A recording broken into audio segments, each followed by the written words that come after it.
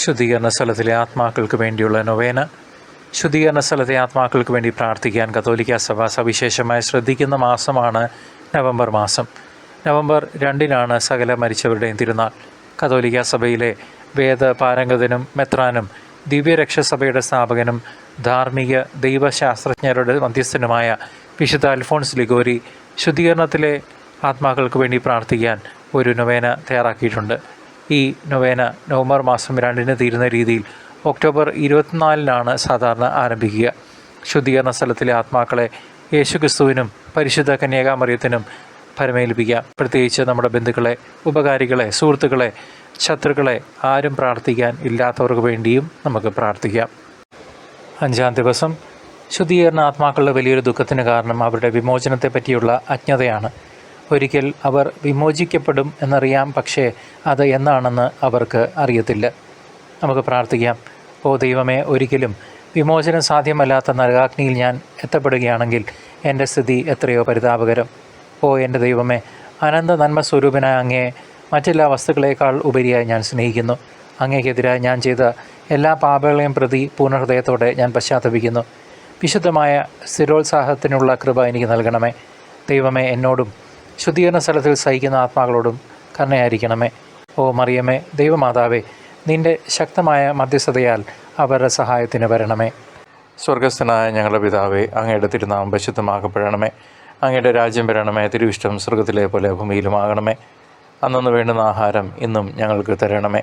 ഞങ്ങളുടെ കടക്കാരോട് ഞങ്ങൾ ക്ഷമിക്കുന്നത് പോലെ ഞങ്ങളുടെ കടങ്ങളും പാപങ്ങളും ഞങ്ങളോട് ക്ഷമിക്കണമേ.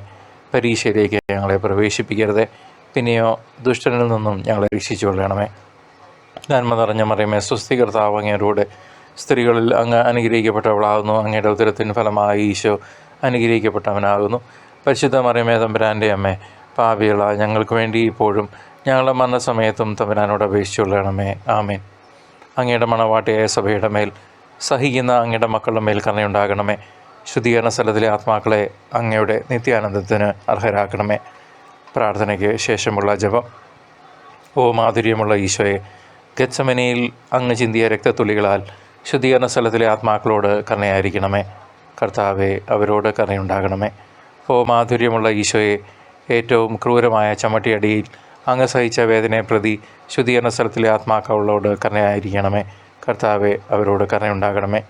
ഓ മാധുര്യമുള്ള ഈശോയെ, മുൾമുടി ശിരസിൽ അണിയിച്ചപ്പോൾ അങ്ങ് അനുഭവിച്ച കൊടിയ വേദനയെ പ്രതി ശുദ്ധീകരണ സ്ഥലത്തിലെ ആത്മാക്കളോട് കരുണയായിരിക്കണമേ. കർത്താവെ, അവരോട് കരുണയുണ്ടാകണമേ. ഓ മാധുര്യമുള്ള ഈശോയെ, കാൽവരിയിലേക്ക് കുരിശു വഹിച്ച യാത്രയിൽ അങ്ങ് അനുഭവിച്ച വലിയ സഹനത്തെ പ്രതി ശുദ്ധീകരണ സ്ഥലത്തിലെ ആത്മാക്കളോട് കരുണയായിരിക്കണമേ. കർത്താവെ, അവരോട് കരുണയുണ്ടാകണമേ. ഓ മാധുര്യമുള്ള ഈശോയെ, ഏറ്റവും ക്രൂരമായ കുരിശേറ്റലിൽ അങ്ങ് സഹിച്ച കൊടിയ വേദനയെ പ്രതി ശുദ്ധീകരണ സ്ഥലത്തിലെ ആത്മാക്കളോട് കരുണയായിരിക്കണമേ. കർത്താവെ, അവരോട് കരുണയുണ്ടാകണമേ. ഓ മാധുര്യമുള്ള ഈശോയെ, കുരിശിൽ അങ്ങ് അനുഭവിച്ച കഠിനമായ വേദനയെ പ്രതി ശുദ്ധീകരണ സ്ഥലത്തിലെ ആത്മാക്കളോട് കരുണയായിരിക്കണമേ. കർത്താവെ, അവരോട് കരുണയുണ്ടാകണമേ.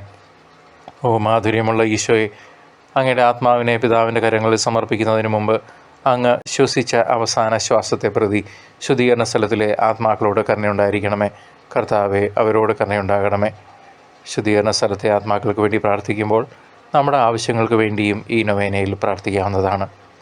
ദൈവത്തോടടുത്തായിരിക്കുന്നവരും ദൈവത്തെ ഒരിക്കലും നഷ്ടപ്പെടാത്തവരുമായ വിശുദ്ധാത്മാക്കളെ, ഞങ്ങൾ നിങ്ങൾക്ക് വേണ്ടി പ്രാർത്ഥിച്ചുവല്ലോ. വലിയ പാപികളായ ഞങ്ങളെ നിത്യനാശത്തിൽ നിന്നും ദൈവത്തെ നഷ്ടപ്പെടുമെന്ന ഭയത്തിൽ നിന്നും എപ്പോഴും സംരക്ഷിച്ചു കൊള്ളണമേ. നിത്യം പിതാവും പുത്രനും പരിശുദ്ധാത്മാവുമായ സർവേശ്വര എന്നേക്കും. ആമേൻ.